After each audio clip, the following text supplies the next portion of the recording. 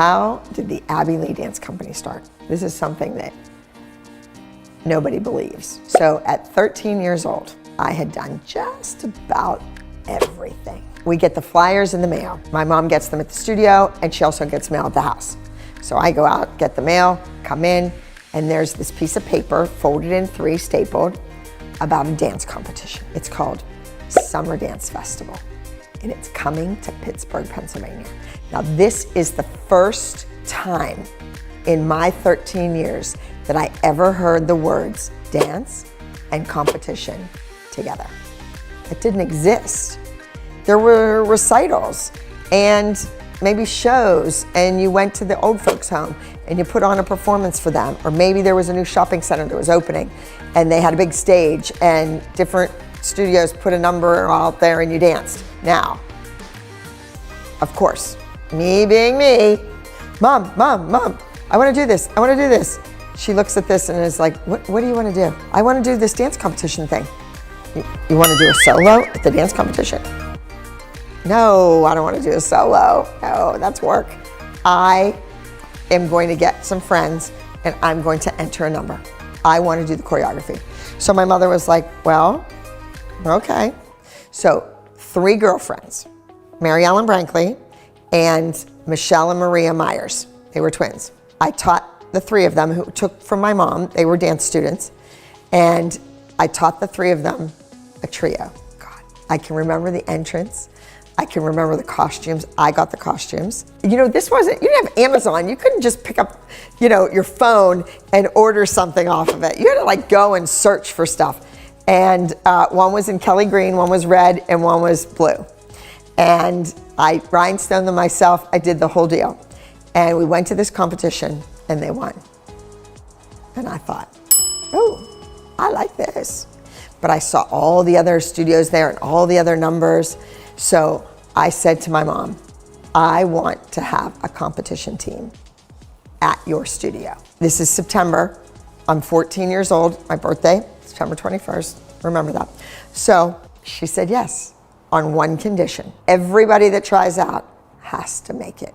You are not turning any child away from her studio. She wasn't gonna lose business. 16 kids showed up, so I had 14 girls and 1 boy, Philip Ebbett. These are just kids from our little town who took from my mother.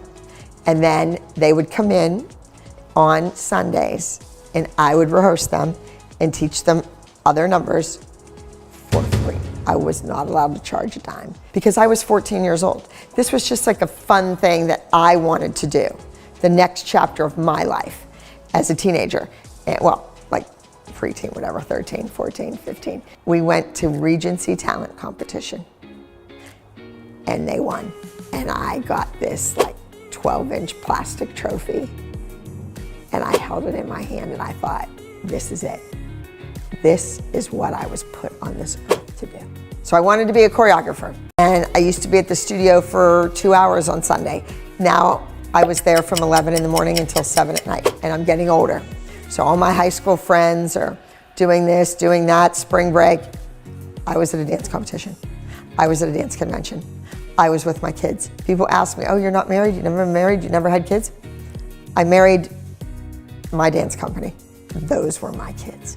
I feel like I raised some of them in part, and some of them had very affluent parents who were very involved, and they didn't need my help. So now here I am, growing up in a house. I'm an only child, 15, 16, 17. And even when I was a little girl and everybody got their dollhouse for Christmas, and they had these big colonials with the pillars, I didn't want those dollhouses. I wanted something different. So I always was drawing and designing and doing things, and before you know it, I had drawings for my own dance studio. Now I need to find property. So right across from that country club where we went all the time growing up, it was right there, was a piece of land for sale. My mom and dad gave me their life savings. With that money, I bought the land, and then they put their house up that was paid for. And I went to a bank and I was turned down. I went to another bank and I was turned down. I went to a third bank. Now you have to get turned down by 3 banks in order to go to the SBA. That third bank, well, the president of the bank was a member of the country club that my dad played gin with. And my dad said, oh, my daughter, she's going to these banks, she's getting turned down, we don't know what to do, blah, blah, blah. That gentleman went to the bank the next morning and say, hey, this kid is gonna come in here. She's gonna need a loan. Give it to her. And they did. I borrowed $525,000. That day, I came out of that bank jumping and cheering, and this was it. I already owned the land. Now we're gonna own the building. We're gonna build it. I'm gonna have an upstairs mezzanine, and those parents can look down and they can see just how bad their kid is. They're not gonna complain anymore. They're not gonna go to the front desk and say, why is my kid in the back? They're gonna see it. They're gonna see why their kid's in the back. Then the exciting part happened, Then it was the plans and the colors and picking paint out and picking, the flooring, state-of-the-art flooring. And nowadays you can call Stage Step. They can send it. It's already on the sponges, the wood, the whole thing. No, not back in the day. You had to make it. Those floors, my floors. Thank you, Mr. Cunningham. He built those floors himself. So now we have the dance studio, right? It's still the Mary and Lorraine dance studio. My mom's like, no, put your name on it. No, put your name on it. No. I said, no, Mom, I want to keep the studio separate and the dance competition team will be my name. She was a legend in our community. One story I have to tell. So the township made me put trees in. I had to buy 180 feet of sidewalk to put in. Now, there's nothing on that side of me. There's nothing on my left. There's nothing on my right. It's just my building and land. Then there's a dentist doctor's office that when Dance Mom started, they used it for the interviews. That's where all the interviews were set up. I had to put in 180 feet of frontage for the township. I wanted to put stars in the sidewalk. Here I am in LA, Hollywood Walk of Fame, sidewalk, stars. So I wanted to sell stars to the kids in my studio, to their parents. You could buy a star and it would be in that sidewalk, right? No, wasn't allowed. Oh, that's not safe. Not safe, what are you talking about? It's been there for years. Oh my God. I bought 38 trees. 38 trees were planted. The next morning, I get the urgent phone call. I jump in the car and drive to my studio, which is not even 10 minutes away. And there is mud all over the parking lot. 38 trees are gone. It looked like a war went on. Literally, 38 trees were stolen out of the ground. And you know what?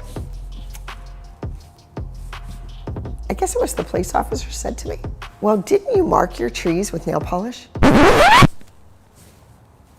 What? Who does that? No one ever told me when you buy a tree and plant it in the ground, you need to take a little nail polish out there and mark the tree trunk. So if somebody steals it and tries to sell it back to you, you know if it was your tree. And sure enough, I had to buy 38 more trees. The ALDC in Pittsburgh, Pennsylvania is open for business, and it's also open for tours. Now, if you're in the area, if you come to Pittsburgh to see your grandparents or maybe visit a college or university, please stop in to the ALDC in Pittsburgh and take a class or just take a tour. You can go upstairs and sit where the mom sat. You can take pictures all you want, and you can even pick up a t-shirt or a hoodie while you're there. I have teaching down to a science. And maybe you will be the next student that comes through my well-oiled machine. Stop in, call for information, or you can even train on Zoom. All right, everybody, I hope you enjoyed